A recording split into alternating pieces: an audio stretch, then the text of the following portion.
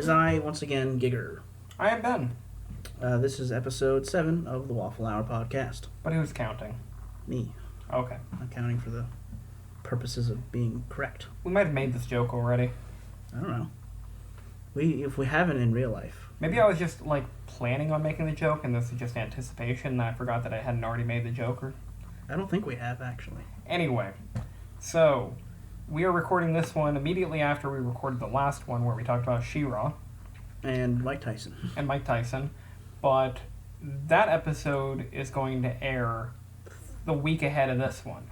It's going to be Tuesdays and Thursdays. Tuesdays and Thursdays when you want to do it. Yes. And the Tuesday episode would have been, by the time you're listening to this, it would have been last Tuesday where we talked about Venture Brothers. It would have been July 28th. And then Thursday is when we talked about She-Ra, and now this is Tuesday again.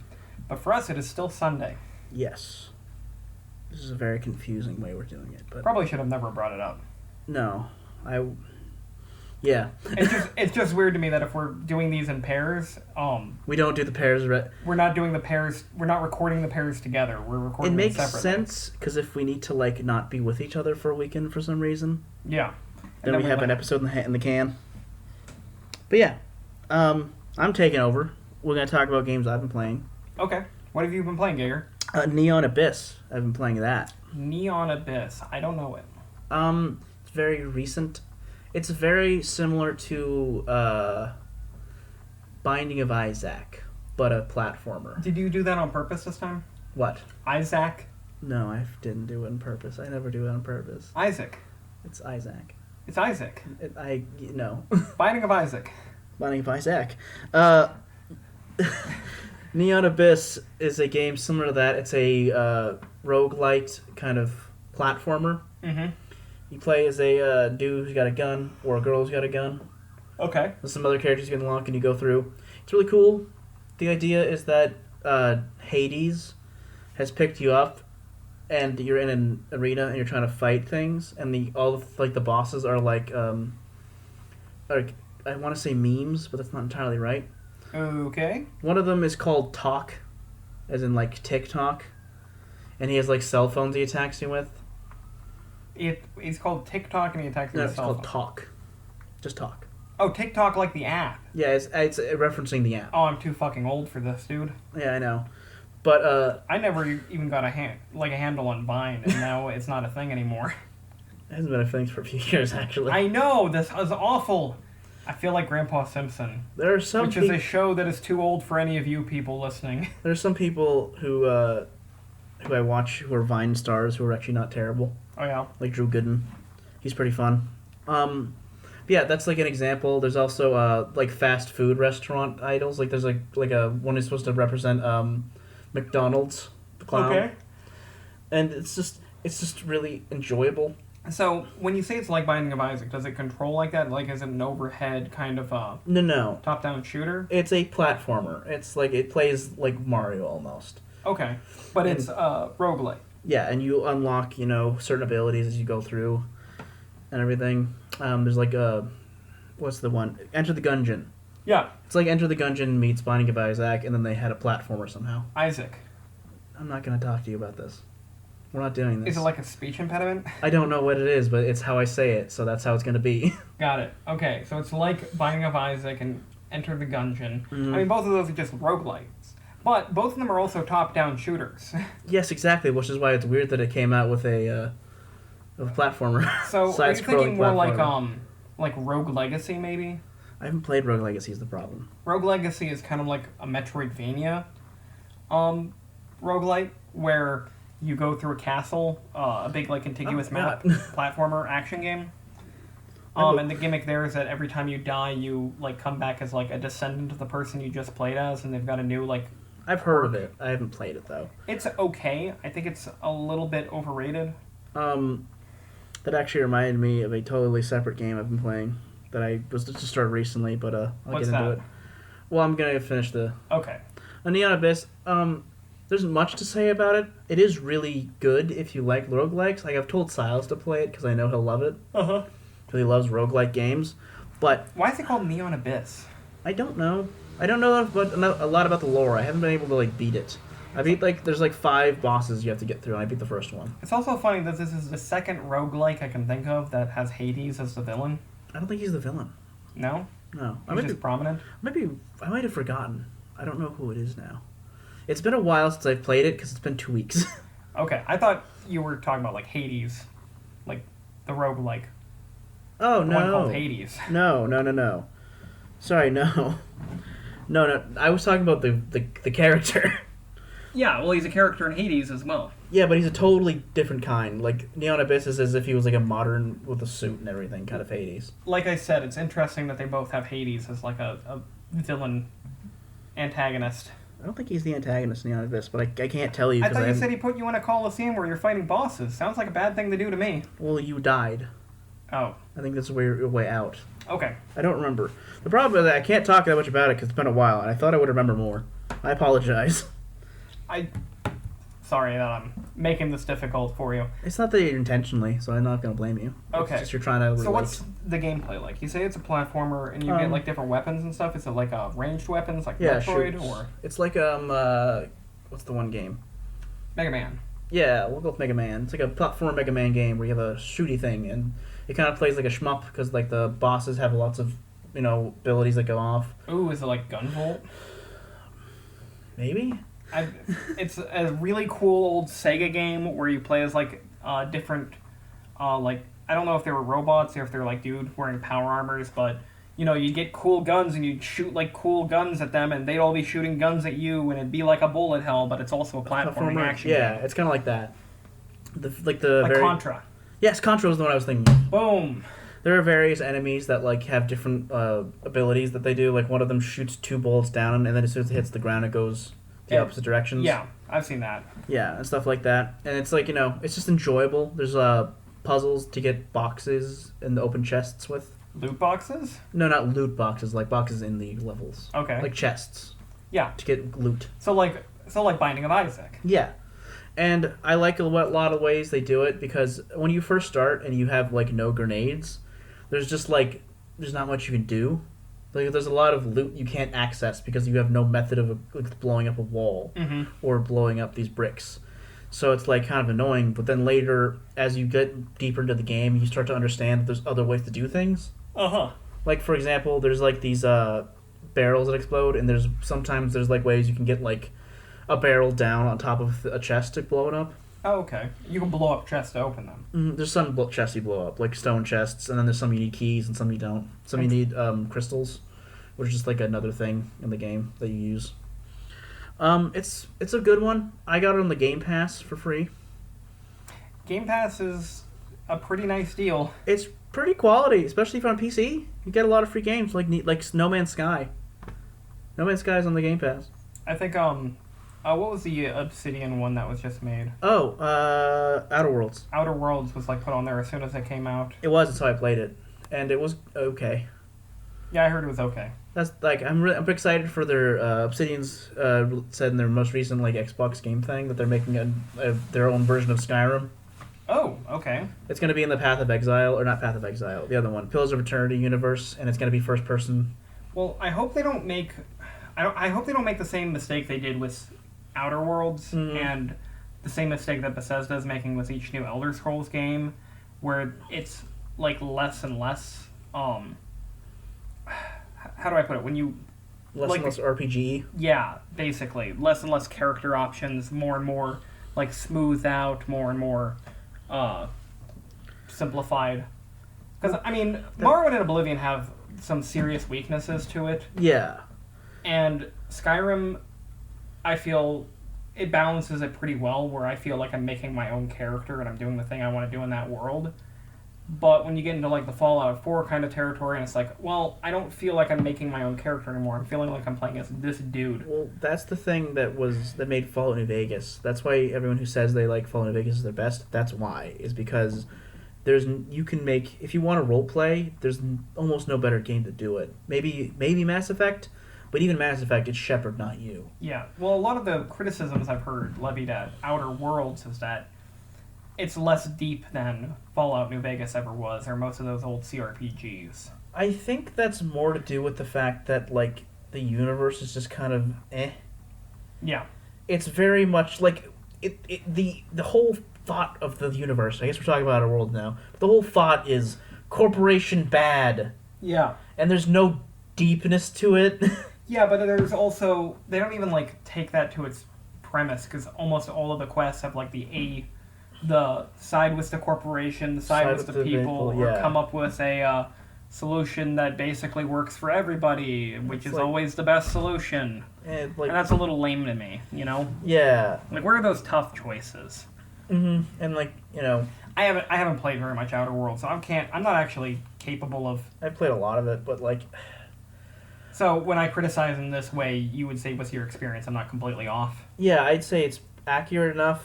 I mean, even the other parts of it that I hated were like how I just didn't like the weapons. Yeah. Which I know, like the gameplay was not as good as New Vegas, which is really bizarre to me because New Vegas' gameplay sucks. I'm amazed that they were able to do that. Even I have mods for New Vegas to add a bunch of weapons to make it a little better, and it still sucks. And we're really overdue for a new Elder Scrolls game. It's not going to be out for a while. I don't think it's going to be good. No. My understanding of the new Elder Scrolls game is that their plan is to have you build Tamriel. But that was like a leak. So maybe not. It would make sense. I don't like it. My honest to God biggest problem with it is that their engine. Everyone who talks about like Bethesda will rag them on the creation engine, and that's because it's a terrible fucking engine that they have not kept up and they don't take care of. Yeah, their games are janky as hell. They always have been, and it used to be before open world games were like the thing that every company made. Yeah, you used to give Bethesda some slack because it's like Morrowind is a huge goddamn game and it's a hugely detailed game. And it's like, yeah, I get it. There's going to be bugs. Same thing with Oblivion, and to a lesser extent Skyrim. But now Ubisoft is pumping out like open world games like every week, and all of them run fine. They have so few problems comparatively, and then Bethesda has like there are literally problems in Fallout 4 that were present in Morrowind. Yeah, it's the same problems. Baffling to me. You still haven't fixed this. How? And the reason is because other people do it for them. Yeah, modders do it for them. And it's like they don't care. I want someone. The problem is that like even though open world games are super common, nobody has made an open world game like the Elder Scrolls. In that no other game has made me want to like make my own character in this world and like come up with any sort of story I want for them. And I'm always playing some sort of role, you know. And it's like Elder Scrolls is like, oh, I kind of like the idea of like coming up with a merchant style character, and it's especially cool when you mod Skyrim so that you got like different intros and stuff like that. Yes. That really reinforces it. It's like, so much better. I wanted to play as a vampire, and I had a special intro where I started in a vampire lair, and the vampires there were like non-hostile to me, and I'm like, okay, I'm gonna set out for my vampire lair, and that's how I'm starting this character story. You know, that's cool. If every other company like just did what Bethesda did, we wouldn't have any need for Bethesda because those games are so crappy and janky and shitty, and they're the only ones that are making their games like that. The only like redeeming quality for Bethesda at this point is that they kind of try to do mod support or not? Yeah, mod support to some degree. No, because they try to fucking monetize it. Yes, I'm saying like the only redeeming quality of Bethesda is that they publish ids games and they made Doom. No, I mean. Yeah, they do monetize it, but you don't have to go that route. It just bothers me that you can buy a special mud crab armor for like $3, and I'm like, you gotta be kidding me. People criticize them so much over the horse armor thing, and I didn't actually like give them that much shit over horse armor, because I'm like, I get it, you're new, you don't know what you should be charging for. DLC is like a new concept. But now it's a very cemented, obvious thing that everybody knows how it works. There's no reason you should be charging for people's mods, and you should be charging this much for people's mods. You very clearly have not looked into 276's microtransaction Obviously, scheme. I'm never going to pay any attention to 76 news if I can help it. You want me to ruin your day a little bit? Sure. Go for it. You remember how they had the bags that they didn't give out? The tote bags, yeah. Well, they said in the Twitter that instead of getting the bags, they would give you $2 and $5 worth of credits. $5? Yeah, it was crazy small. Like 250 credits for their store in the Atomic Shop, which is insane.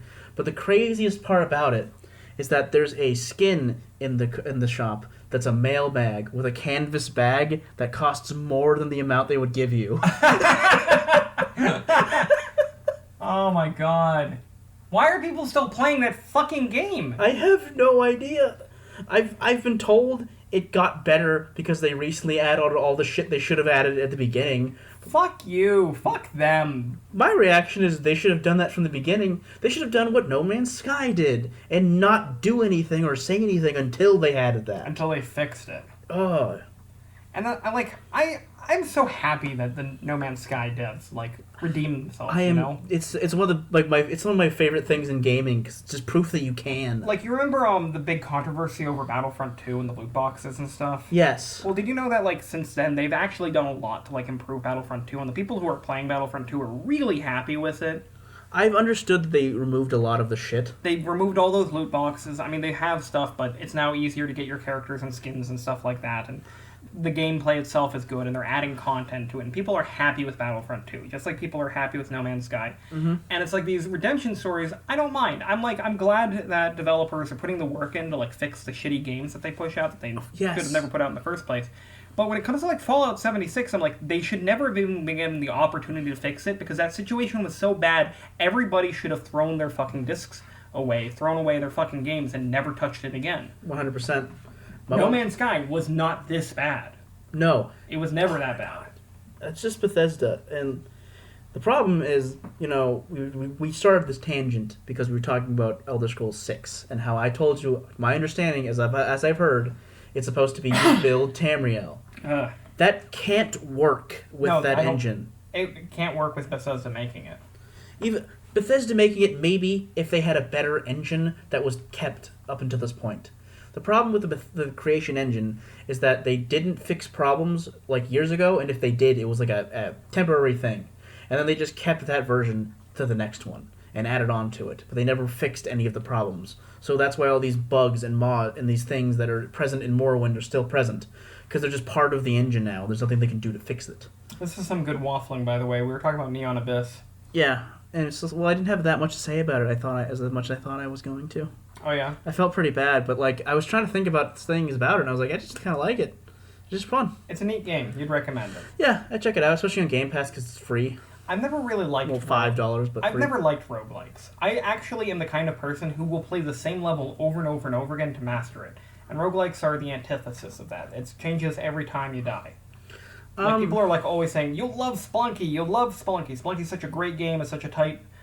incredible platformer and stuff like that. I'm I don't like Spelunky. I don't like Spelunky either. I just don't like it. I appreciate Spelunky. It's a great fucking game. But it is not a for me style game. I know it's not. For me, I really like getting powerful. Yeah. A really powerful ability in Neon Abyss, in most roguelites, is the ability to fly. I like flying that and doing that. That helps me win a lot. That's how I won against the first boss. Yeah. And the bosses are really hard, so it's fun. It's a thing you can master if you get there. You just power through the new enemies and everything. Just fist right through. Fist them? Yeah, fist them. Like Fisto? Fisto. You brought it back. Good job. Classy, He-Man. Classy. That was going to bring me on to another thing. Fisting? No, obviously not fisting. What was I going to try and talk about off of that? Was off of Skyrim. I guess I could talk about Rage 2. You played Rage 2. I really wanted a game that was like Mad Max. Ever since I've seen Mad Max. Did you play the Mad Max game? I knew that I wouldn't like the Mad Max game. I heard it's decent. Also, the Mad Max game wasn't on Game Pass for free. Yeah, good point. That was also what I wanted to talk about, I remembered. Game Pass? Partially. It's actually the reason I played the other game is because of that, but Rage 2. Rage 2's okay. I have not paid any attention to the story because, again, I know I'll hate it. There's times when I just want to play a game. This is one of those. And I'm finding the gameplay really fun. I thought I would not like it at all because I've heard nothing good about Rage 2. I've heard it's very mediocre. And I couldn't say it's great, but the gameplay is really, really, fun. It's the shooting mechanics, they feel really good. I mean, we are talking about the same people who did the shooting mechanics of Doom 2016. It's different. I think it's different to me. I mean, it is different, but there are people who know what they're doing. Sure. Is what I'm saying. But, Also, I believe the people who made the Mad Max game also worked on it as well. That makes sense. that's one of the things one of my biggest criticisms with it is that it, like, the cover and everything about it looks very Mad Max. Mm-hmm. It's not. Like, the main character is not, like, is almost not part of the world.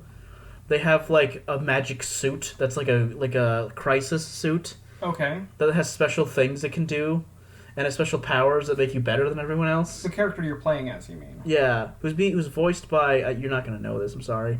It's from an anime. The show, the English version of the show, Ergo Proxy. The person who voices Vincent. If someone listens and knows, they will know the voice. Cool. He's the one who voices your main character, which was great because I was really happy not to hear Nolan North again. Or Trey Barker. Not Trey Parker. No, Troy Barker. Troy something. He was Joel. I know who you're talking about, but now I'm just thinking of Trey Parker. You did the Anne Frank thing again. Rolling it back again. You're going 2 for 2, Ben. This is great stuff. Just oh my god. Troy Baker. Troy Baker. Troy Baker. His name is Troy Baker. Trey Parker is the guy who made South Park. I'm really glad that I don't have to hear Troy Baker or Nolan North's voice again. I'd be really glad to not have to hear Trey Parker's voice. Why would we listen to Trey Parker's voice? I'm just saying if it was him and he was like doing like a Cartman impression or something like that. Wait, is it Trey Parker that does Cartman? I have no idea.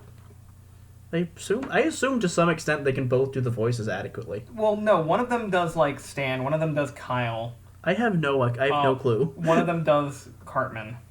Like, they have their specific voices. I feel like if you showed me the 2 pictures, I'd be able to tell you, because I know them better by view. Like, the one who's got the afro and the one's got usually the shaved or, like, better haircut. I don't think they have an afro anymore. No, they don't, but they still have, like, remnants of curly hair. Ah. And I can tell by their faces. Well, the one with the curly hair is probably the one who plays Kyle, because he's Jewish. That one I think is Matt. I think for me I was like shocked at which one was Matt, which one was Trey. This is very much away from what I was want to talk about. Sorry. Like so far. Sorry. Rage 2. Rage 2. I've only ever heard that it's like aggressively mediocre. Like, sure, but if you pay attention to the story, you might be less inclined to enjoy it. Okay. Because, like, there's this whole, like, element about this oppression, or this oppressor group. I am already so bored. Yeah, and they're like, it's... Exactly! But that's not what I give a shit about. What I care about is I got to play as Vincent, and we're going through the desert in the jungle, and we're shooting things, and we're going around fighting, like, convoys of cars. It's just fun. It's an open world game, right? Yeah, and it's... Is it like a looter kind of thing, like Borderlands? No, not at all. You have a certain set of weapons you have to find.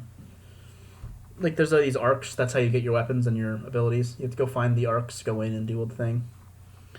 It's just, I'm enjoying it a lot more than I thought I would, and I really think people should try it out for the gameplay alone. I mean, if you got Game Pass, definitely just try it, right? Yes. And on the note of Game Pass, I wanted to talk about the game that I really wanted to talk to you about that I kept forgetting. What's that? Karen. Karen? Karen. No. I don't know how to pronounce it. Like the guy who... No. Devolver Digital. Carrion, yes. Carrion, yeah. The new game where you play as the monster, the horror monster. Mm-hmm. I've been playing that because it was on the Game Pass for free. I was, like, looking at Steam. I opened Steam, and I was like, oh, should I buy it? I've been kind of, like, into the game for a while. Nah, it's $20. And then I opened Game Pass, and it was right there. I was like, hell yeah. So I've been playing that. Carrion is something I was definitely interested in. I think they introduced that one at Devolver's conference at E3 last year? Last year, yes. And then this year, do you know what Devolver Digital did this year? Their showcase, you mean? Yeah, do you know how they did theirs? Yeah, I watched it. What do you mean? They released an expo that you can play. Oh, no, I actually still haven't done that. I have. I did as soon as I found out about it, because that's really fucking... This is Devolver Digital, this is great. The playable expo, yeah. And it's really cool. Like, I wish they could have done more with it. I really wish they had added, like, demos you could play of the games. That's got to be the most expensive expo I've ever heard of. Like, actually, like, just think about, like, developing that. Like, how much more complicated that is than just making a video. I feel like...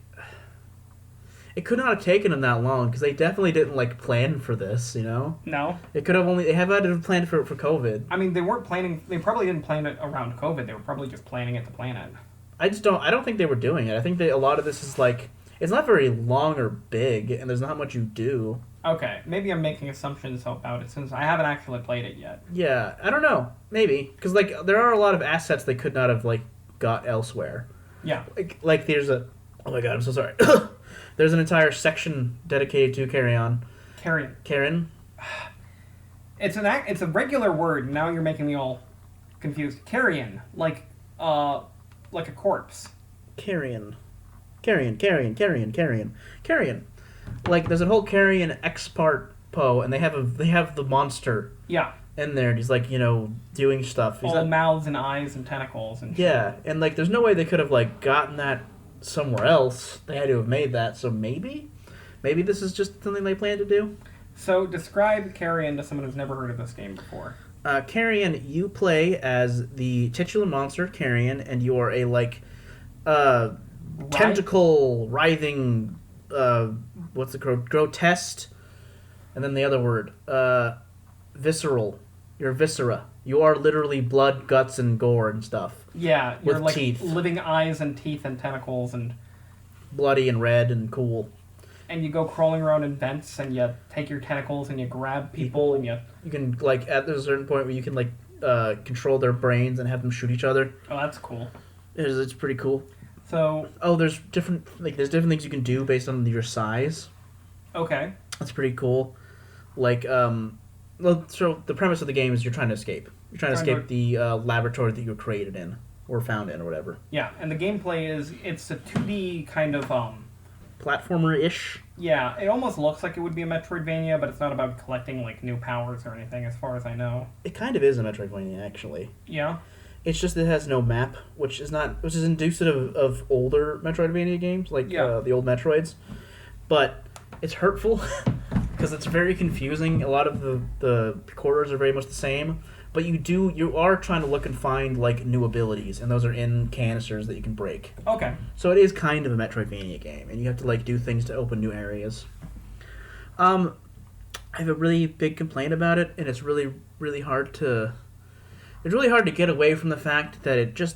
You kind of always look like a piece of poop. Is that what your poop looks like to you, Giger? It's not red, obviously. Or but writhing and full of tentacles and eyes and teeth? It's if you look at the base shape of the monster, it's always a log. Okay. It's kind of annoying, and every once in a while you'll see, if you have, a dark enough thing, it just looks like a poop flying around. I've seen a lot of trailers for this game. I have not played it myself. I've watched some reviews. I've never once looked at the thing and thought, poop. You clearly have not gotten to the watery sections. I'm kidding. Okay. That's actually not accurate. In the watery sections, you become a different thing. You become a different thing? Yeah, you basically, when you go into the water sections, you become, just tentacles. Just, almost like snakes traveling together in the water. Interesting. But that's after you get a certain ability. It's really, really fun. There is the issue of it's kind of too easy. Yeah. Which I kind of... It's not a very long game, I've heard.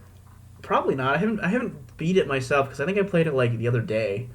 And I started doing other stuff, but the most difficult part I had was there's one enemy that's like a mech. Mm-hmm. That you have to break apart several pieces in order to kill it, and I kept getting stuck in that area because I kept forgetting to save because I kept thinking it's like every other game where if you move into a new area it saves automatically, and it's not. I'm an old school gamer. I fucking save constantly. Yeah, for you it'd be fine but it's you save points, and there's a save point right there, and I kept forgetting to do. Save points are my jam. There's a save point right next to where you need to be, and I keep forgetting to do it, so I would go around, and then I would get to him, and I would open up again, and I have to kill him, and he would kill me instantly. And then I would do it all again. If you tell me your game has save points, I'm actually more intrigued and want to play it, because I know that means that you built levels knowing that you could only save at certain points. It's just something that I care about. The mechanic I kind of really like is how there's two forms, as far as I know. From my experience, there are two forms you can be. The... In and out of water, you mean? No. There's two levels of size levels. Okay. So there's you at a small level, and you have certain abilities based on that, and there's you at a bigger level, which you have certain abilities based on that. So do you go back to being a small version of the monster? Sometimes you have to, because sometimes there's there's gates that block levers, mm-hmm. and the small version has a web swinging thing that he can throw in to hit the levers. Okay. To change the gates, but the big guy doesn't. The big guy breaks shit. Okay. So there's like puzzles about having to get through areas where you like move your size, make your size bigger again in certain places. Some of the footage I've seen, the monster gets like really big. I bet there's at least one more size for you to unlock. Maybe it's probably 3. That makes sense. But from my current understanding, it's 2. Okay. But I'm enjoying it a lot. Is there a cool story? Sort of. I've been trying to pay attention in this one, but this one has like a very minimal story. There's very little speaking, and I'm like, it only happens occasionally. So you're just a monster escaping from a lab and nothing else has really happened. Well, there's more. I don't know if it'd be spoilers is the thing. I don't know what to spoil or what not to. Because there's another element to it, but you have to like get there. So they're cool lore? Not really. Meh? If you think about this as an SCP. A what? Secure, Protect, Contain. That whole wiki thing. If you think about it as one of those, then maybe, but I don't know. It's been fun. Again, it might be a little bit too easy. Would you recommend it over Neon Abyss? They're different games entirely. It's like... I don't know. I'm just trying to tie it back. It's like recommending water over, soda pop. It sounds like I'd like Carrion more than I think you would Neon like Abyss. Carrion more than Neon Abyss, definitely, because you don't like roguelikes, and it's kind of Metroidvania. Mm-hmm. I do wish it had a map, really a lot, because I feel like there's stuff I've missed, and maybe Easter eggs, but I have no clue. Because if I go back and I go through them again, it just doesn't feel right. Uh-huh. Maybe it's a bit more like, how do I put it? Maybe it's a bit more like a loop thing. I feel like every level has several loops you go through in order to get to certain places, and maybe it's not so much a Metroidvania in that sense. More just kind of a labyrinthian, but linear game. Yeah, I guess that's a good way to put it. It's entirely... You're not backtracking to, like, earlier areas. You can, but I don't think there's any point. Again, though, if there was a map, I might have better knowledge on that. Mm-hmm. But considering there isn't one, and I tried to go back to another area because I thought there was stuff I missed, and I have no idea if I did or not. Like, I literally couldn't tell the difference between that area and the area I was in before then. I see. And, like, they have this thing where there are certain points you can go where you make the save point, where you go there, and then it'll put you out somewhere else. And then it's confusing as shit to go back to there, to where you made the original save point. I have no idea where they are. They might be a totally different side of this facility. It's confusing. The maps are very confusing, and I don't like them, as they are, because they look very similar to each other. Yeah. And that's my biggest complaint. The poop thing was just kind of a joke, but I still think it's accurate. Got it. I like Neon Abyss. Oh, okay. I like all of them. You should play all of those games. Neon Abyss, Rage 2, and Carrion. Especially since they're all free. Well, on Game Pass. Well, $5, they're all $5 on Game Pass. I don't have Game Pass, actually. I'm not sure if it's something I really need to get. There isn't any games on Game Pass that are like so good that I want to get Game Pass for it. I know it's a great deal, but I just kind of like having all my games on Steam. I don't have the Epic Store thing. I don't have like a good old games launcher or EA launcher or anything. So, have you heard of God Galaxy? Yeah. So you know about God Galaxy 2.0? They're trying to do a consolidation thing, right? Where all the launchers work in it? Yeah. Yeah, I mean, I guess. It's useful, that's what I do. I just haven't been playing as many Steam games as I used to. Ever since I got my Nintendo Switch, I've mostly just played games on that. I've been playing Forager on that. Oh, yeah? So Forager is kind of an older game, like maybe a year or two. It's very, very simple. You essentially just, like, you craft in order to be able to craft. You craft in order to gather, and you gather in order to craft. You know what I mean? I already hate it. I don't think you'd like it. It's very simple. It's very much like a top-down. You go around, you get the stuff, and you go on. As it gets easier and easier and easier as you go. Actually, I think I remember watching a video about this game. Maybe. I know someone made a video that we both watched. It might have been Joseph Anderson. Sounds about right. Yeah, I think it was him. I kind of hate that guy. He makes very good videos. Those are two conflicting statements. Yeah, I don't want to go into it. I didn't think you did, but now that's in the air. But I've been playing it because I got it on my Switch. I played it on my PC, but I didn't buy it because I didn't think I'd like it. So I just kind of got it and tried it, and then I played all the way through and was like, all right, I gotta buy it because I didn't want to be that guy. So I bought it on my Switch because I was like, this will be a better version. And then the Switch version didn't have the nuclear update. Oh, until very recently. I'm very annoyed about that. With so many Switch games where they're not up to the current update that other versions are. I was pretty pissed when I found out at the end game of the game, and I was like, "Where's the nuclear stuff? Where's all the nuclear stuff?" And then I looked it up, and it was like, "It's not on the Switch yet." It's now on the Switch, so I had to restart my whole thing because my world was created in such a way that I couldn't add them in easily. Oh God. I was pretty pissed. But now I get to like optimize everything more. I've been enjoying that as well. That's not free. You have to buy that. Not on Game Pass? No. Well, no, it is on Game Pass. Whoops.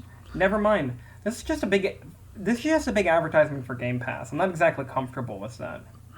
It's a quality thing. I don't know what you want from me. It's a pretty good deal. It's a very good deal. It annoys me because the way that Microsoft is primarily making their money on Game Pass is games that have microtransactions. I don't like Microsoft, I can say that. Yeah. I don't really like it as a company. I think they've gotten better. And genuinely, I think they've gotten a lot better in the recent years. They definitely are taking their video game stuff in a interesting direction. Like with the Xbox Series X coming out, and they're trying to do more cross-platform and cross-platform, cross-generational kind of titles, stuff like that. They want like you to be able to play games on PC as well as your Xbox.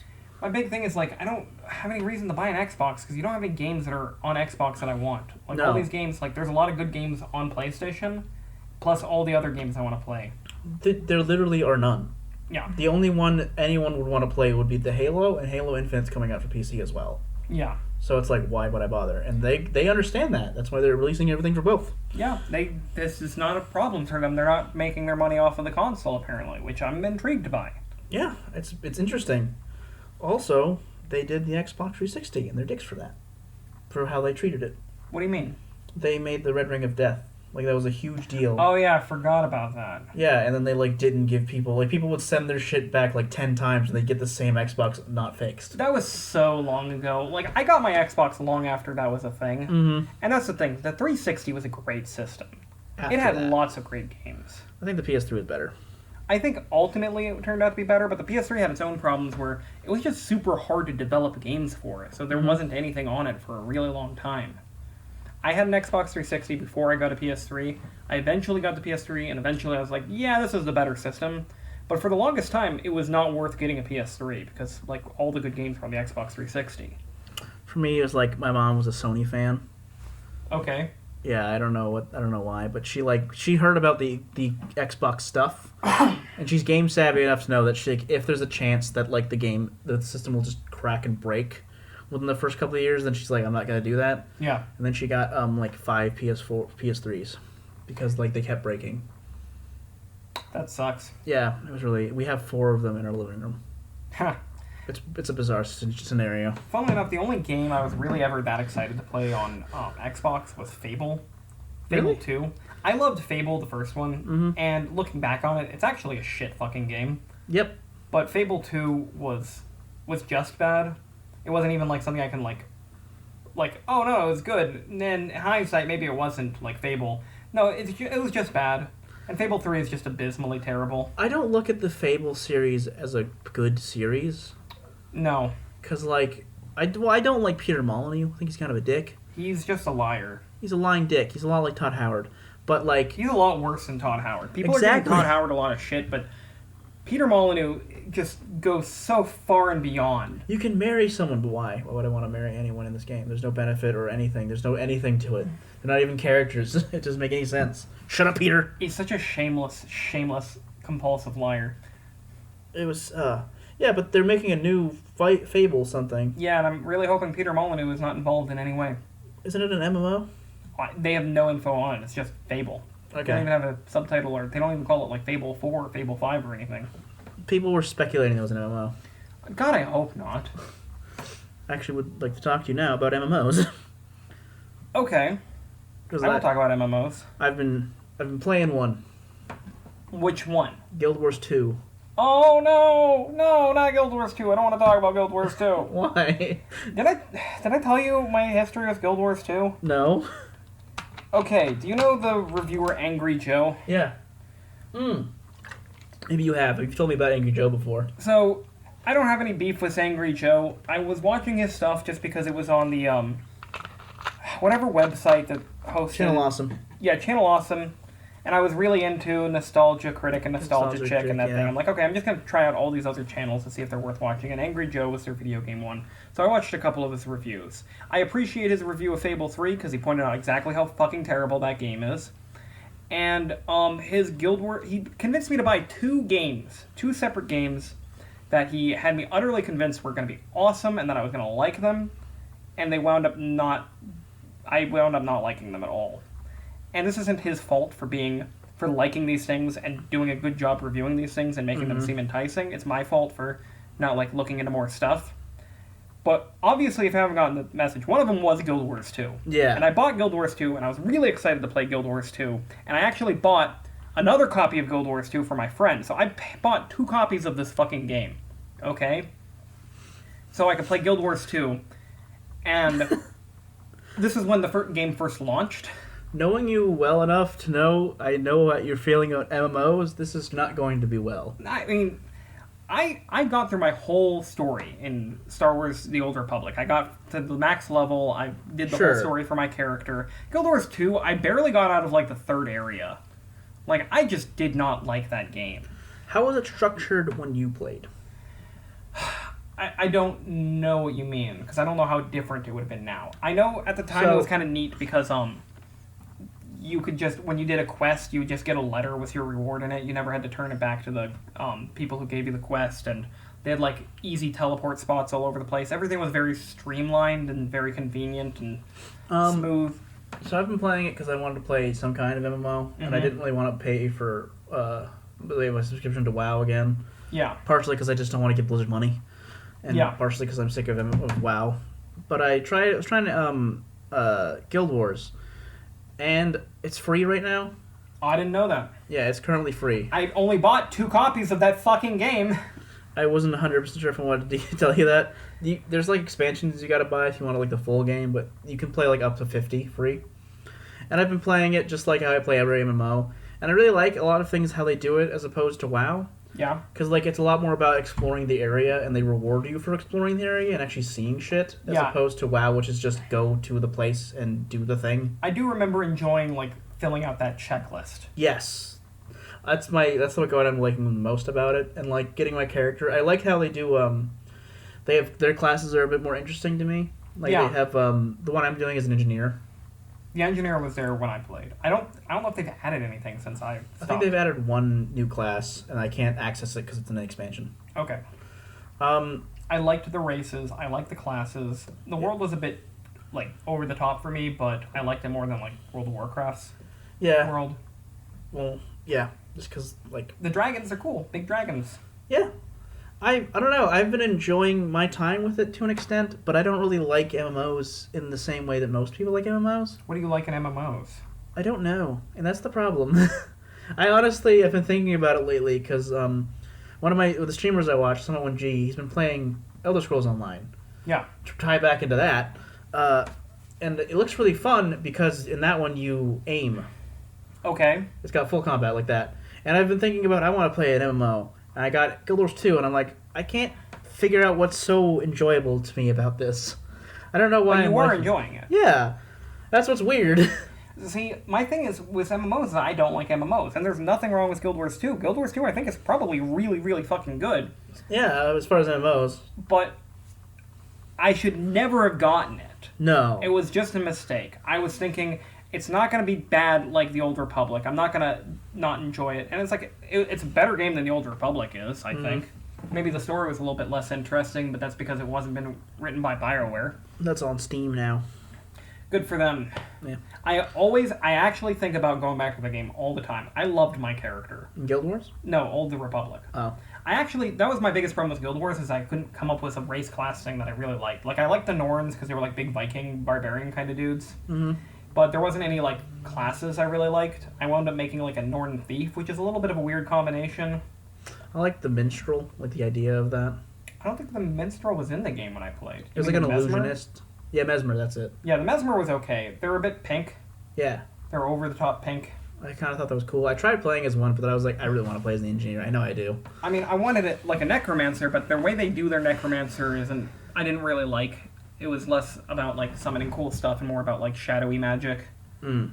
One of them is about something. I don't know which one, but I've seen like other players were around with like oodles of character of like things following them, pets or whatever. But yeah, I've been playing that, and it was kind of cool. You know what I remember? I remember the world being empty. I remember going to my town, my race's like main city, and it's just like there's nothing here. This is a big empty space.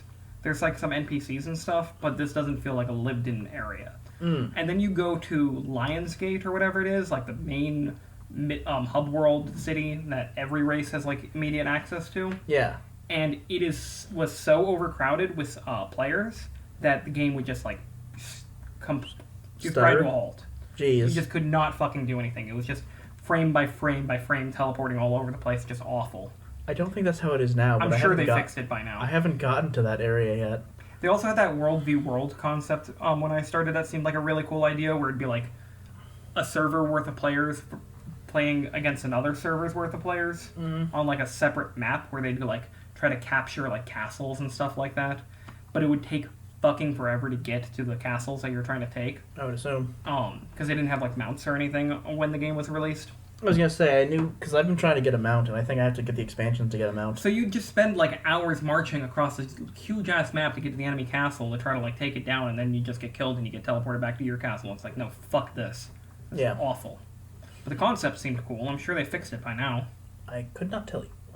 I've been trying. So I heard their early game progression was messed up. I remember reading and watching a video saying that people were really angry about it, but that was ages ago, so it's probably changed completely again since then. Can you describe what you mean? No, because I don't remember exactly how they messed it up, just like the early game quest progression and the way they give you stuff. One thing I know is that it's all level capped. Mm-hmm. So every time you go into an area, you scale to the level. And I kind of hate it, because I never am my level. I'm always above it. Yeah, me too. Because I like doing all the content. But there are some really annoying, things. They have a really common thing is events. Yeah. Events happen all the time. They're a thing will happen, and the server can get together and go beat up a guy. What really annoys me is that some of them you can do completely by yourself. Literally. Okay. Some of them you can't, and it doesn't make as much sense to you when you first encounter it. There's a spider that I fight a lot. I've seen a lot, and it's just a giant spider, and you get to go kill it. It's level 20, and I'm level 20. I'm level 34 at this point, but I scale down to level 21, and it instantly kills me if I get near it. Instantly. I don't know how that'd be fixed by more people. More people, because some people are playing as tanks, and they can tank it. Oh, okay. But I'm not. I'm playing as a DPS, so I can't. And it's And this isn't something you find a group for. It's more just everyone who's in the area when the event spawns, kind of exactly. That's pretty annoying. And it's annoying when there's no one around. Mm-hmm. But they have a thing actually for that. If the server is really dead for some reason, they move you to an instance where it's there's got more players, so you can do more stuff. Well, that's nice. I feel you definitely wouldn't like it now, because I don't think you like MMOs. You know what I want in an MMO? I want the kind of detail in in Skyrim. I wanted to go into my hometown area and talk to NPCs and go into people's houses and read lore books and stuff like that. That would be so cool. Why don't they make an MMO like that? But instead I'm oh, here's a merchant that sells dances. Fuck you. I was trying to think about what it is I don't like about MMOs. And I think the realization I got to, the closest thing I could come to, was that I don't like the time sink. Mm-hmm. And MMOs are just a time sink. That is their, by definition, that's what they do. Yeah. You're there to sync time. And I think the issue is it's not just that you sync time, you have to sync time and you have to know what you're doing. Because if you don't do both, then you aren't something that's good enough. You are not going to be nearly good enough. And that's what I felt in WoW. I would sink so much time into getting my engineering up to 1 billion or whatever. Yeah. Get it really high. And then at the end, I would get the thing, and then everyone would already have that thing, and it's not even a good thing anymore. It's shit compared to everything else. And it's it sucks when your progress is has to be compared to everybody else's, and it has no value because of that. The worst thing is the reason everyone else is doing so well is because they all have a guide to follow to get to where they're at. They have a certain number of armor they have to grab, and it's I hate it. That's a big thing in ESO, apparently, when you get to a high enough level, you have to get armor sets to be able to do things. It's like, I don't want to do any of that. Yeah. That sounds all horrible. I just want to play the game like how I want to play it and get to that point. When they said they were going to make a MMO version of Elder Scrolls, I'm like, I don't want that. I know what you're going to do. You're going to make World of Warcraft, but with your own little gameplay tweaks, but eventually it's still going to be the same fucking concept. What I wanted was Skyrim, but multiplayer. They have that now. We can play that. Well, it's a mod. Yeah, but it's option. Yeah, that's the thing. It does exist, so I got what I wanted. I guess I want a newer game or a bigger game. A better game. But that kind of thing. That's what anyone would want to play. It's just like an Elder Scrolls style game, but with other people. Well, since we're talking about MMOs that don't exist yet. That don't exist yet? Or MMOs that have, like, ideals to them. Okay, you're segueing into a thing. So. I am. I thought that was obvious, but then you asked. Alright. Ashes of Creation. Have you heard about this at all besides through me? No. You mentioned it earlier today as something you wanted to talk about. Ashes of Creation is a game that's coming out. It's going to be in the next, 2 years. So, expect it in 4. No, they actually have a plan. I'm going to explain to you the whole thing. So, Okay. There's a guy who was really into MMOs. He is, a really good businessman. He retired at 29. Good for him. Yeah. I'd like to retire at 29. I would love to retire today. But, he retired at 29, and he's playing MMOs, and he liked a lot of things about a lot of different MMOs. I don't know if you ever played Lineage 2. No. There's an element of Lineage 2 where you can attack anyone. Like any player, you can just go attack them. Okay. He thought that was cool, but that's pretty much only in Lineage. World of War doesn't crap that. He liked things in other games. He liked elements from each MMO. And what he did was he just created a studio to make an MMO that added all of them into one thing. So he made an MMO for him. Pretty much. See, when it comes to concepts like just being able to attack whoever, that's an idea that I like on one hand because it's really cool and it leads into really cool situations. But the other problem is that then there's lots of griefing associated with it, and there's going to be lots of people who are just not going to enjoy the game because of it. But there's a system. Okay. The way that specific system works is that if you attack someone, you will get a curse on you. And there are a bunch of players who will play as bounty hunters who specifically go out and search for people who've attacked other players. And, you only get this if you attack someone and they don't attack back. Okay. So now everyone on this, those players, the bounty hunters know exactly where you are. You're, gonna get hunted. You have to run around and do shit. And it becomes a whole thing. I feel like, that is it's an interesting dynamic for the person who's doing the attacking. It's not for the person who's getting attacked in the first place, who doesn't want to contribute to the fight and is purposely not fighting back so that the other guy gets cursed. The problem, of course, being that there's a lot of things that's just theory at this stage, because the game isn't out yet. I was going to say, this is very similar to the system they have in Dark Souls. Yeah, it's kind of like that. Or even, doesn't Grand Theft Auto 5 have something like that, where you can, pay to put bounties on other players? I don't know. And that's the thing, Grand Theft Auto 5 is just pure chaos. I don't think anyone plays Grand Theft Auto 5 for the official servers. I mean, tons of people play Grand Theft Auto 5 online still. It's insanely popular. Yeah, but they play it for, RP servers, or racing servers, or modded servers. Maybe. I feel like when we talk about the general population, they're not going to be playing any special servers. They're just going to do whatever the default thing is, because that's how general populations work. Maybe, I don't know. Especially with something as popular as Grand Theft Auto 5. And when we say as popular, I mean absurdly fucking popular. The problem with that is that the main is just shit. And objectively, they do shit horribly. Yeah. To play one of the games, it takes an hour and a half to get into the game. Mm-hmm. The mini games they have. I don't know if people do that. If the option to play a modded server exists, then I think they would do that. I logged on to Grand Theft Auto Online once and got immediately killed by someone blowing me up with a rocket launcher or something like that, and I said nope, and I just never went back to it. Anyway, Ashes of Creation. They have a bunch of cool things, there's a thing called a node system. Okay. Isn't nodes where you, get items? No, it's not that. No, usually in MMOs, because nodes is an accepted term for, something you would get resources out of. Like a mining rock.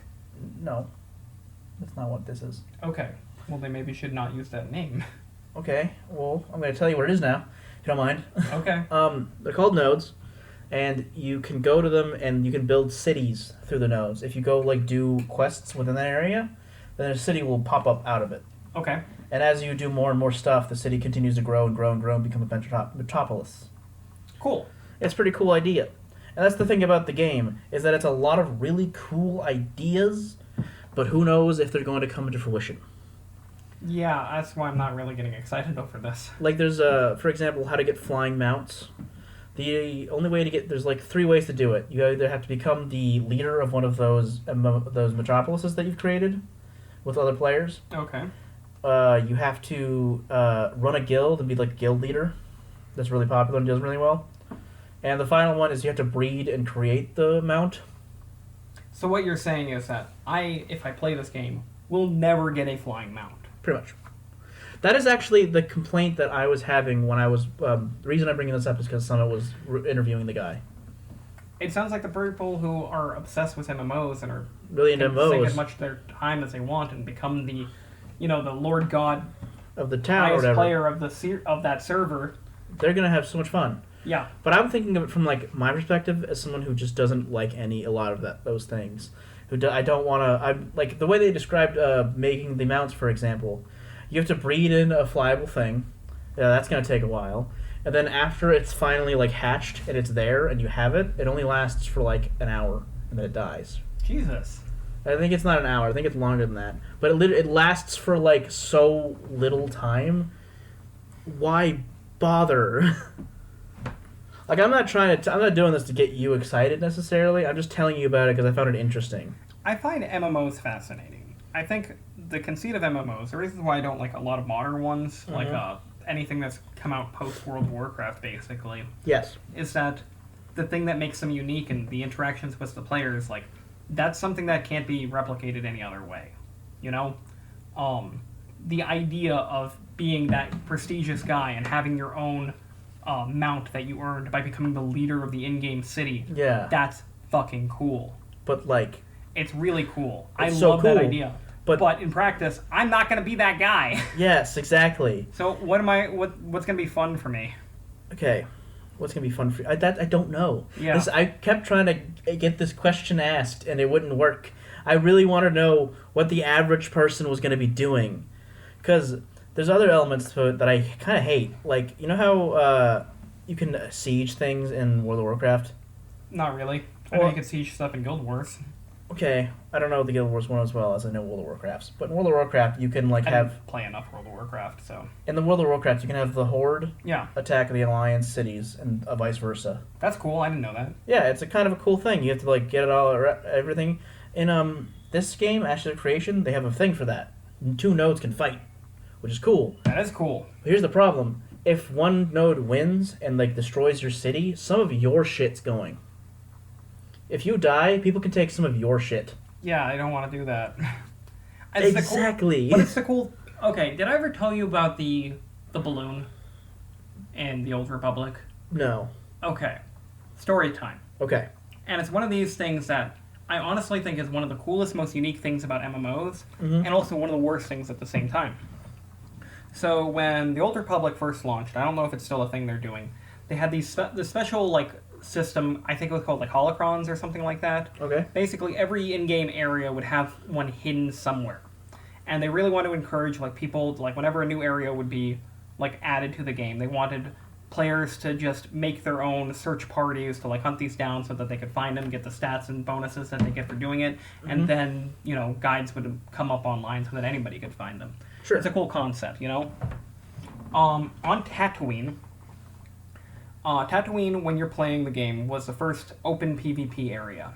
Most of the planets you're going to are Republic only or Sith Empire only, but this is the first one where it's both, and there's an open area where both players are on it, so if you're in a PvP server, you are going to automatically be encountering enemy players. Sure. In this desert.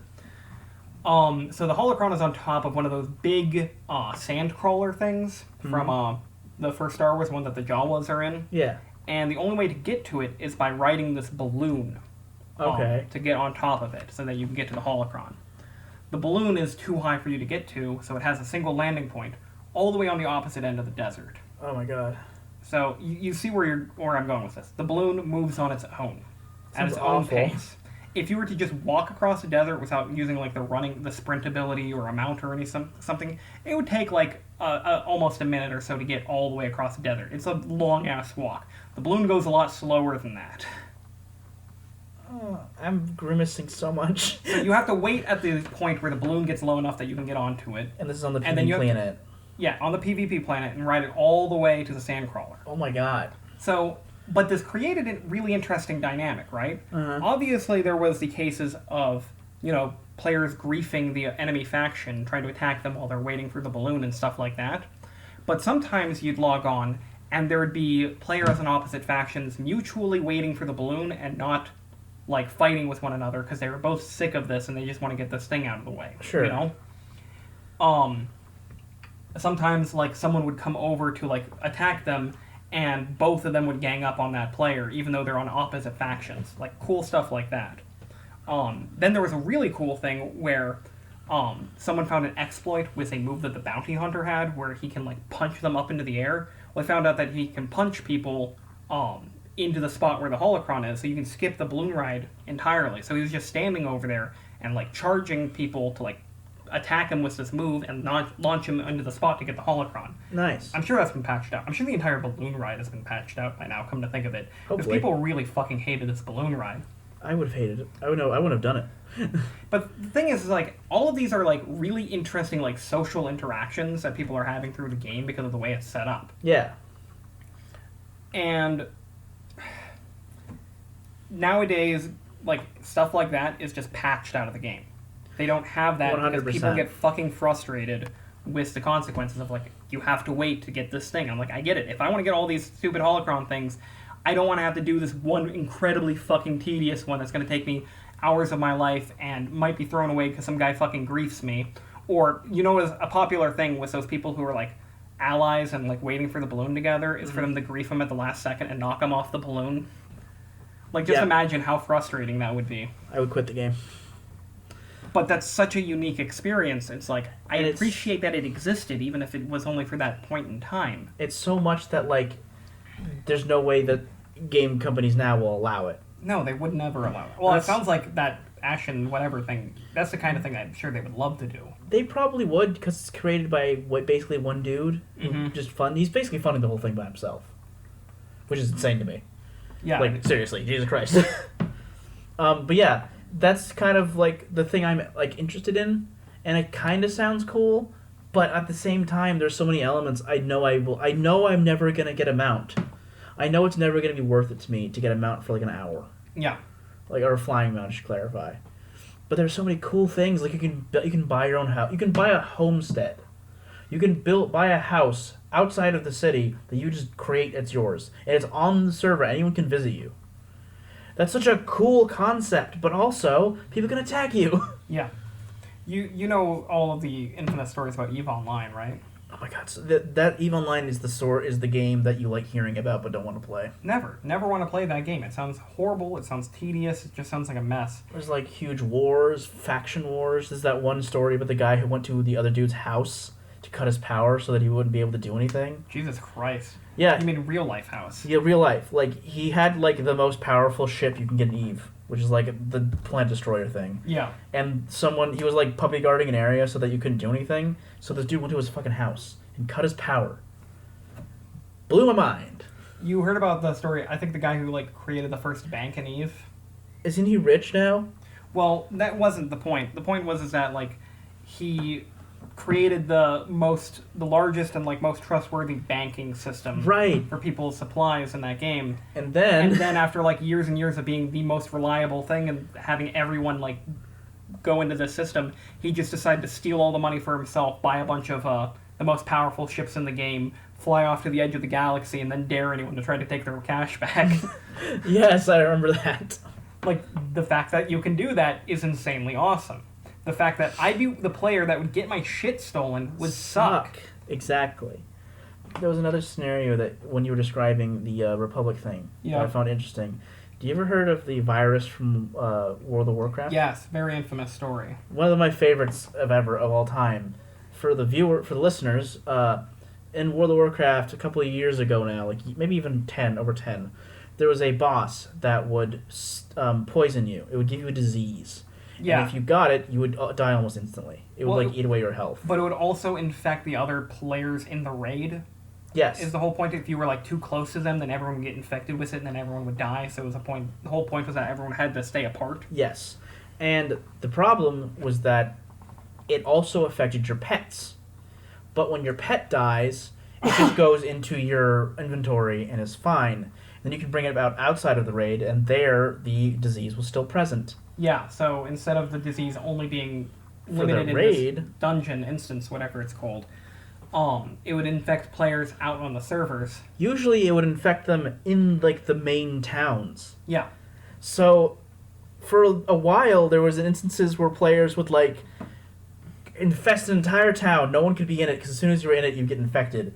And there are characters who would stay outside it, and some characters would be who were tanks who could take all the damage, would just walk in and do quests for you and buy stuff for you.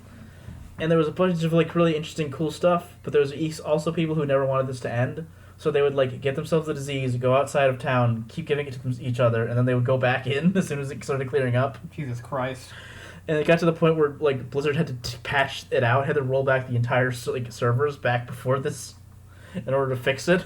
I heard that it was actually a very useful model for studying how pandemics spread. That's what people say, but I don't know, because there was a lot of really kind people in there. But people also say that World of Warcraft's economy is really good to study for world economies. Yeah, I don't know, but that's just found that interesting, and that's the sort of thing that in Ash's creation, they probably just let it happen. Yeah. And you just kind of have to deal with it, and they'd have to make an antidote that you have to get. But it's one of those. It's just a game that I found to be really interesting and cool, and I kind of want to play it, but I also kind of don't. I'll be happy that it exists. I don't want to play it. At the very minimum, I'm gonna be happy to hear all the stories, because it's gonna be a game that's more entertaining to hear the stories about than to play. Because it's been a while since you've heard of a cool story that came out of an MMO, you know? It's really only Eve at this point. But even then, it's okay, there was a really big war in Eve, and that was really cool. But then since then, there was a whole bunch of those, and they're less impressive every time. Yeah, because it's we've heard about it. Yeah, that's a thing that happens in Eve, apparently. Big groups of players go to war with one another. I have no idea how people play Eve. I can kind of see why you play World of Warcraft. I can see why you play a lot of MMOs, but Eve? Have you ever gotten back into World of Warcraft or Vanilla? No, whatever they call Classic? I knew I wouldn't like Classic because Classic is... I played WoW way after that. I played as a kid, and for me, kid was Lich King. That was one that was big when I was a child. That's the area where I played it. Classic, it just has a lot of shit, to my understanding, that is annoying. Yeah. And it's just it's there to be annoying, and there's nothing else to it. I mean, again, those annoying things tend to be the ones that make the game more interesting. I remember the tiny little bit I played, and it was not Classic. It was, I think it was around the time Warlords of Draenor came out. Yeah. And I didn't buy Warlords of Draenor. I was just playing whatever you get when you get a subscription thing for a month. Mm-hmm. But I was playing as a mage, and the mage has the ability to teleport to different cities. Yeah. And that's, a cool, in-universe thing that you want your mage to be able to do. And it seemed like a cool thing where players would charge each other to, teleport them to cities instead of going through, having to walk all the way to these different cities and stuff like that. In fact, there was a player in my city who was, asking if anyone wanted to do that. And then the other players are no, there's a billion easy ways to get anywhere we want. We can just use any of these fast travel options that they've added into the game since then. Yeah, there's actually portals in there that you can do yourself. Yeah, there's just teleportation portals, there's flying mounts that you can rent and stuff like that, and it's oh, this is something that was a remnant of WoW Classic when there was a cool player interaction element to it that just no longer has a point in WoW as it exists now. They kind of have that in Guild Wars, actually, I think. Yeah. I mean, Guild Wars had those really convenient, just click on the thing to instantly teleport there. Well, let's click on the thing to teleport for a price. But yeah, they have... I know that I've seen players ask if they port certain places. Mm-hmm. For me, it hasn't been relevant just because I've been trying to get the areas done. But yeah, Ashes of Creation looks pretty cool. I wouldn't mind checking it out. What kind of world are we talking about? Is it a medieval setting? Is it a fantasy medieval? Fantasy medieval. There's these weird zebra-looking things that have long anterior noses you can ride. Okay. I like medieval fantasy stuff, but at the same time, it's like some of the most saturated. Another one of those like things that's like a really cool idea is that there's like, it's got a similar class system to how Five Torches Deep has. Oh. Where like you start off, you go, I'm gonna be this race and this, or I'm gonna be this class, and then I'm gonna multi-class somewhere else twice. And if you do that, when you do it, it becomes a different class entirely. Like if you be a barbarian and then you go into like a mage, you become a battle mage or something like that. Oh, okay. And there's like 64 different types of classes as a result of that. One of them is minstrel.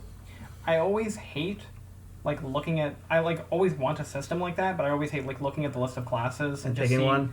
Like, okay, this one makes sense. This one is dumb. They're just trying to mix these things, and they couldn't come up with anything, so they just have a really generic name like Guardian or something like that.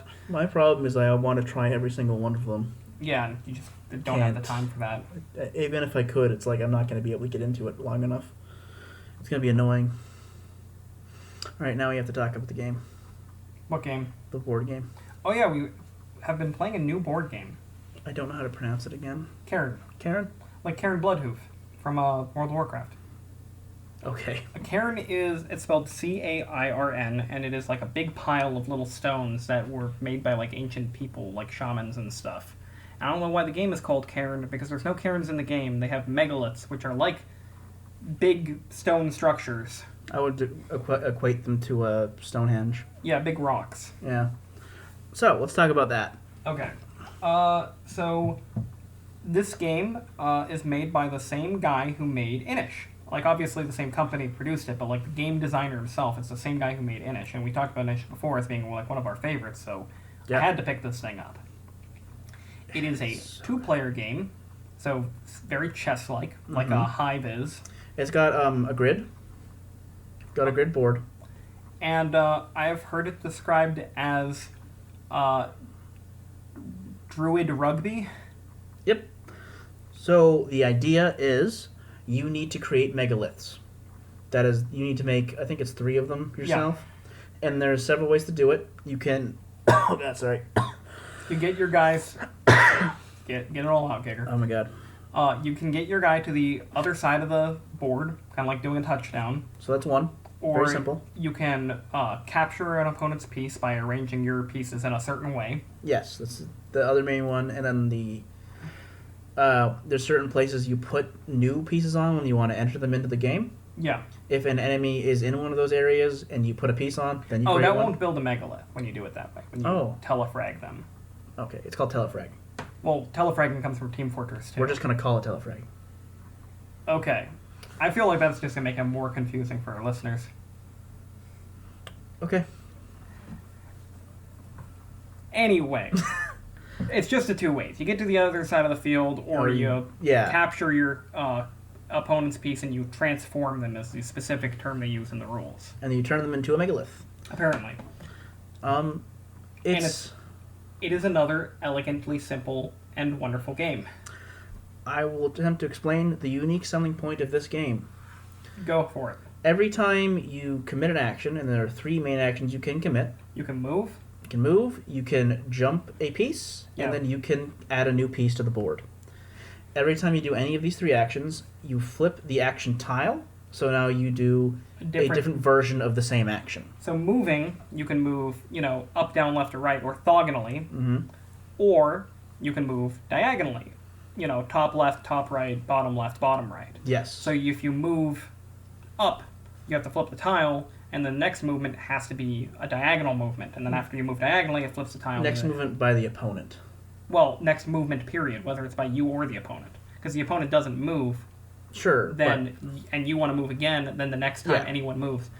That's the thing. Okay, so let's roll it back. The whole point is that there are tiles that determine what you can do, and they get flipped, and whenever you do it, it's flipped for both you and the opponent. Yes.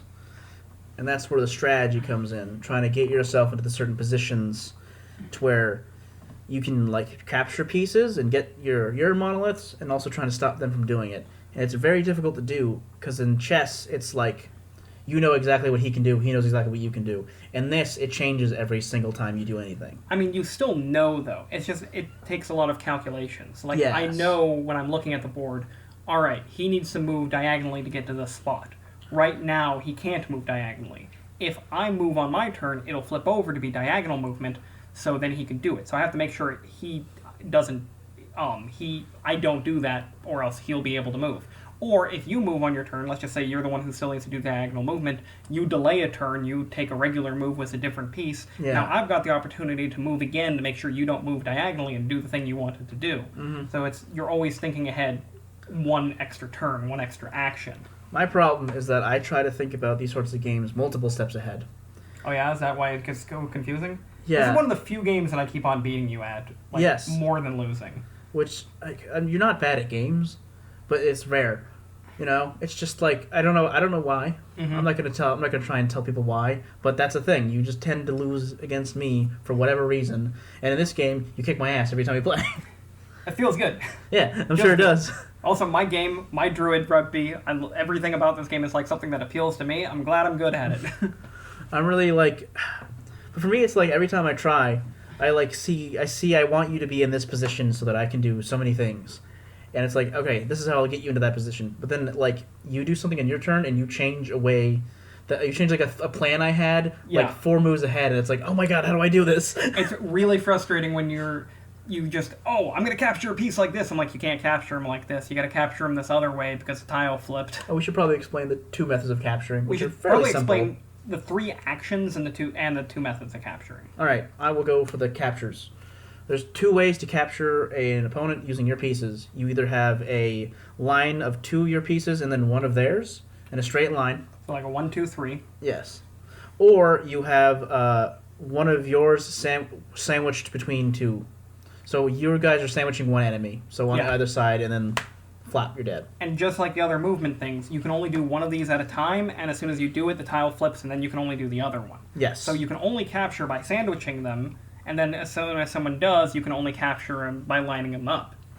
And it's really fucking frustrating when you're not paying attention, and you get a perfect setup for a different type of move, and it's like, oh, I can't capture them like that. And there's a lot to it. The different actions you can take are just, well, we mentioned movement, either orthogonally or diagonally. You can summon a piece, and there's a white spot that you can put them in, or a black spot. So if it's white, you can only put them in the white spot, and then it flips over to the black spot, so then you can only summon in the black spot. You get the idea. And then you can jump a piece, which can go in any direction, orthogonally or diagonally. But you can either jump one of your pieces, or you can jump over one of your opponent's pieces. I feel like if most people understood what we just said, they would grasp that this is an insane game. It's so simple. It's so frustratingly simple. Yeah. And it's like, all you gotta do is keep track of what's available and what will change as soon as you do it. And what will change when they do it, and how you can prevent them from doing it. I don't know if it's necessarily... I was thinking about it, and we have some friends who would be really into this game, I would argue. Yeah. The more I think about it, I'm not 100% sure they would be. I feel like they'd be a lot better at planning ahead than I am, because they're better at that. But at the same time, it becomes so difficult when, like, you need things to go a certain way, and they're just like, there's not really any way you can make it happen that way. There's no method of ensuring that things are going to go the way you need them to go. To be fair, this is exactly like chess. Sure. But chess is like, you can know exactly all of their options, and you can plan for all of their options. You can still do that. You just have to take that extra step to remember what the new option is going to be. Well, sure, what they will probably want to do. That's every one turn. I'm saying, like, if you prepare for... You can't prepare for every flip. I'm saying that this game, you can think several turns ahead, just like in chess. It's tricky. I'm not trying to say you can't. I'm saying it is more, like, difficult because of how the flips. Mm-hmm. And it's a lot more confusing when something flips and you can't prepare for it. It's definitely a game that when you're low-skill players like us who have just picked it up literally today, it's definitely a game that rewards opportunistic play. Yes, 100%. Because I feel like most of the time that I've won, I'm like, oh, I can just jump over him right now and just get to the end. A lot of times I'm just not paying enough attention. But it's so good. So the one thing we didn't explain, though, is the megaliths themselves, the things that you're building. Yeah. Because that adds in a bizarre layer of complexity to what would otherwise be a perfectly elegant system. Each megalith has a certain ability it can do? Yeah, so like one of them is you move on it, and then you get a free move. You get to move them again, one extra space. One of them's if you move on it, you can move something adjacent to the megalith. One of them is you get to take another turn right off the bat. Lots of simple stuff like that. And then there's more complicated stuff, like you get to move the megalith, a megalith. Maybe the one you're on, maybe the one the opponent's on. Then there's one that lets you switch one megalith for another megalith. Yep. There's one that lets you teleport from megalith to megalith. There's one that just will instantly banish unit as soon as it's put on there. Yes. So you don't actually want to go on there. You want to try to like push the other players on there by using other megalith powers that let you move your opponent's pieces. So perfect. It's this. Well, everything else about the game is very, very elegant. This is like wild. It kind of reminds me of the Epic Tale cards in Inish, the red cards that have like super powerful abilities. But that's like the best part of Inish, in my opinion, is like that additional thing we can't really plan for. It just makes it so much more fun, especially when you win. And the closer the game is, the more megaliths come out. So there's more opportunity. There's more things you have to think about or should think about. Like if it benefits you really a lot to take another turn. Sometimes it does, sometimes it won't. It's a really good game. Too bad it's impossible to find right now, because they did a video on it on Shut Up and Sit Down, and then everybody bought it. Seems to be the case every time they do a video. It's come to the point where if they release a video on the game, I look up the game on Amazon, and we'll watch the review with the game there, and I'll just see how many are left in stock, and I'll watch that number go down as they keep on saying good things about it.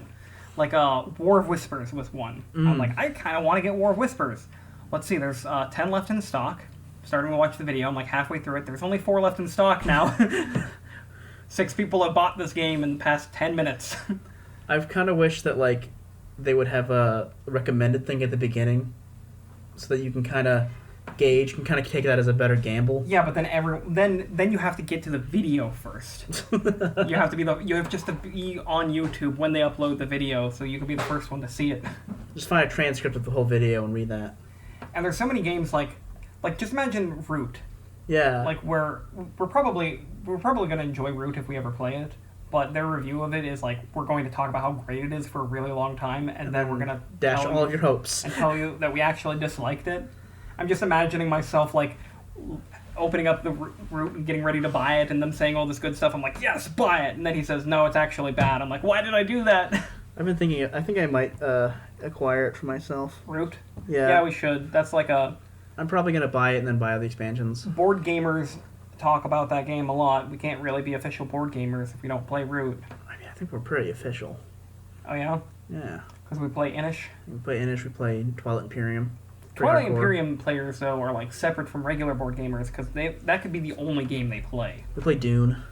Dune's cool. You got an expansion for Dune. I did. You should have brought that. I didn't. Just so I could see it. I actually couldn't, because I added it to the game already, but there isn't much. It's literally like 2 more factions. One of them, so we cannot. We're not talking about Dune. We can't. We're not talking about Dune because there's too much, too long. You can tell me about Dune when we're not recording. Yes. So Dune's gonna be cool. We'll do that at some other point. I'm not promising any other area. Dune's a nice game. Karen is cool. If it ever goes back in stock, you should try it out, especially if you like chess-like games that are more fun than actual chess. Like most games that are better than chess. Like chess, every chess game. I fucking hate chess. I get that. I don't hate chess. I don't care if you hate it or not. I'm surprised you actually feel so strongly about it. I don't know why. It's just like one of those games. Like, I hate it when I'm like, do you want to play a board game? And someone who doesn't play board games are like, oh, you like chess? And I'm like, I hate you. I didn't know you that well, but I hate you now. Yeah, I feel like that when people talk about Monopoly, when they talk about Risk. Monopoly, Risk, or... But that's the thing. Regular people don't say, let's play chess.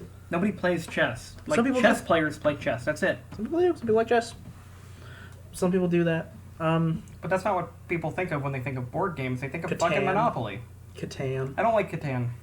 Catan's not as bad as Monopoly or Risk. No, Catan's actually fine. Catan is a fine game. It is actually the game that got me into board gaming. But in hindsight, it's not that great. No. It's kind of shallow. It's a little random. Too random.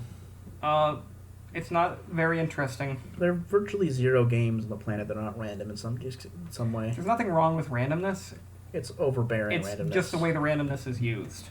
Inish has good randomness. Yes. It's very minimal. It's Like, it's there, but, like, not much. I could understand, like, Twilight Imperium dice rolling. I could imagine, like, people not liking the combat for it, but for what it is, where the game is so much about not combat, I feel like it works fine. You know? So, Karen, great game. Not a great person. But I'm dumb. Actually, in World of Warcraft, I think he was one of the good guys. I was talking about Karen. Karens. Man, Karen. Karens. Okay, Karen is just pronounced, it's one syllable. Karen. Karen. I've never heard that in my life. I'm not That's even because kidding. it's like a weird old English word for a thing that isn't a thing anymore. Okay. We don't have druids making big piles of stones. Karen, sure. I was, like, making a joke about Karens. I got that, but it doesn't work because Karen doesn't have 2 syllables. It does if you just say it like a person would say it. Like how you would mispronounce it, trying to see, like, looking at a word you don't recognize and trying to figure out how it's said. Sure. This got really annoying. I know. That was it. I talked about video games a lot. Well, we haven't talked about video games in a while, so I'm glad we got to talk about some.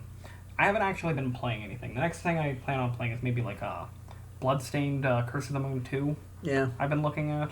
I can't really talk about what we did for D&D, because we played D&D last week, or this week or something. No, last week. But we didn't really do anything story-wise. We basically just, like, played he's an arena that we do instead of if we're not all there, so we just get, like, magic items and stuff to have fun with. Mm-hmm. We basically just did that because we couldn't have all the players there for story time. I watched a French film called La Haine. Ever heard of it? Nope. I think it means to hate or hatred or something like that. Okay. It was, one of those artsy style French films in black and white when it doesn't need to be.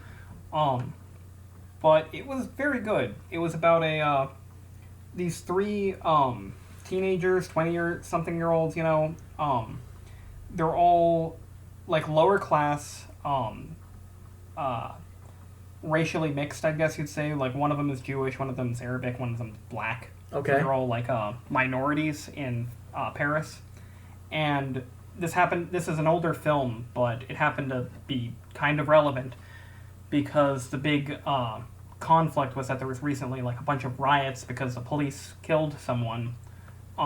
And one of their friends was injured during the riots, and they're looking to die, and the one character, Vince, a Jewish one, is, like, just waiting to find out that his friend died because he's going to use it to justify, like, shooting a cop and killing him.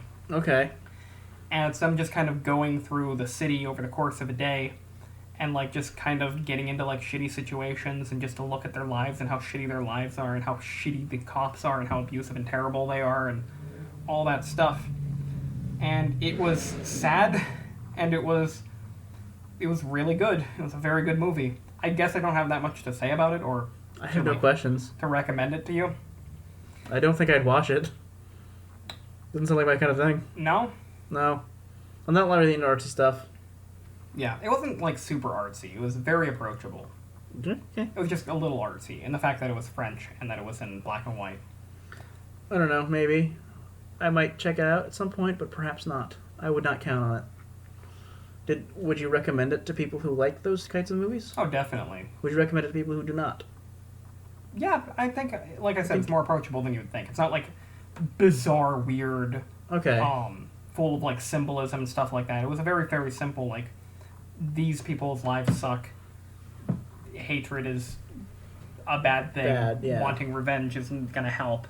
No revenge. I'll spoil the ending for you. At one point, they get into a fight with, like, some neo-Nazis. Okay. And they're about to, like, shoot one, and the black guy, who's, like, the smart of the 3, because they're all kind of dumb, but the black guy is, like, the smart guy. He's, like, egging him on. He's saying, there's some good cops, there's no such thing as a good neo-Nazi. And he's not able to pull the trigger, and he kind of chickens out, and he realizes how much harder it is to kill a person than he would imagine it. Okay. And, it's I think you did the right thing, and they're all going to go home, and they're all going to try to forget about this. And then some cops, come and start hassling him, and they get into a scuffle, and one of the cops shoots him. And he's not, and that's how the movie ends. This sounds really depressing. It's a really depressing film. I probably won't watch it. I don't like depressing films. Well, you know what's sad about it now, so you can be prepared for it. There were some really funny scenes where just, like, random people would, like, have conversations with them. That would be really weird. like they're in a bathroom, like all like yelling and arguing, and then this like really old man comes out of a stall, and he just starts telling them the story about how him and these other guys were like riding a train to some place, and I can't remember if they were like supposed to be like prisoners or something like that, or if they were like hobos. But the one guy, whenever the train would stop, they would all get off to take a shit. Okay. And the one guy was like uncomfortable shitting around everybody, so he'd go off into the bushes to shit by himself, and then the train left without him, and he was chasing after the train with his pants down, and he wound up not getting into it, and he had pants shit all over him. And then the old man leaves. They're like, "Why did he tell us that story?" I'm like, "I don't know." Okay. Well, I'm glad you enjoyed that. Great filmography, great cinematography. Okay. Pretty good soundtrack, which apparently is not a thing you care about. I care about sound design more than track. So sound effects. Yeah. I had that. It was a mostly quiet movie. There was like one scene where like a guy like puts on like this old vinyl record thing, and he is like DJing it and whatever you call it when they scratch it. Yeah, record scratch it and doing like a cool mix, and it was a neat song they played. Okay. Cool. Sorry, I don't have anything to say about it. But you talked about a bunch of video games. I just wanted to talk about something in this episode. I'm very glad that you did, because it would have been weird if it was just all for one. But I can't react too much to that. I don't want to watch it, but I'm glad that it exists. I'm glad that there are people who will enjoy it. Hey, we've got 4 French downloads, so maybe someone there would be interested in it. Maybe They've already seen it. They probably aren't listening to this one. No, probably not. They already downloaded that one, realized that we're shit, and decided we're never going to listen to us again. Yeah. Self-depreciating humor. All right, so that's it for this episode. I should probably plug our crap. Yeah, time to plug. We have a Twitter. It's called Our Waffle because someone else took Waffle Hour. Hour as in time. It starts with an H. It's at Our Waffle. Yes. I don't know why I say hour like that. You know, like hour instead of hour. Well, it's not pronounced hour. Yeah. It's pronounced hour. You're pronouncing it correctly. It's just kind of inconvenient that it sounds exactly like another word. So we have a YouTube, if you aren't watching on there, called the Waffle Hour Podcast at youtube.com. We probably don't need to plug the YouTube. I feel like if you listen to this through podcasts and you don't look at the description, then you won't know. Okay. Because I feel like a lot of people do that. And this way, now if they want to go back and see the episodes where we have pictures, they can. Yeah, there's like 2 of those. 3. We don't like to do a lot of editing if we can't help it. And by we, I mean me. You, because you're the only one who edits, because I do no editing. I mean, it's not that hard, but it's not a big deal. We have an email at the wafflehourpodcast.com. The Waffle Hour Podcast at gmail.com. You can email us any questions and concerns and questions and hate mail. Please, bring on the hate mail. Whatever you're on, whatever you're feeling like. I deserve it. He doesn't. I've been a bad boy. I don't like where this is going. Goodbye. I'm glad that you listened if you did. You're not gonna Bye, listeners. Sorry. I was waiting for something that wasn't actually going to happen, I guess. Okay, what do you think was going to happen? Nothing, but this is good.